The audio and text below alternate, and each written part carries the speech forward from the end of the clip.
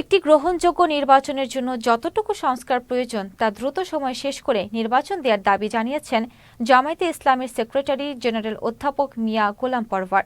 শুক্রবার দুপুরে গাজীপুরের ভবানীপুরে মুক্তিযোদ্ধা কলেজ মাঠে জেলা জামায়াতের কর্মী সম্মেলনের প্রধান অতিথির বক্তব্যে তিনি এসব কথা বলেন।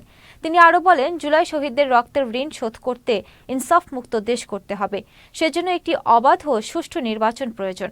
গাজীপুর জেলা জামায়াতের আমির ডক্টর মোহাম্মদ জাহাঙ্গীর আলমের সভাপতিত্বে সম্মেলনে বক্তব্য রাখেন কেন্দ্রীয় নির্বাহী পরিষদের সদস্য অধ্যক্ষ মোহাম্মদ ইজ্জত উল্লাহ, কেন্দ্রীয় সাংগঠনিক secretary doctor Mohammad chime ul Haq Faruqui ও গাজীপুর জেলার সিনিয়র নায়েবে আমির মোহাম্মদ আব্দুল হাকিম সহ জেলার সিনিয়র নেতারা।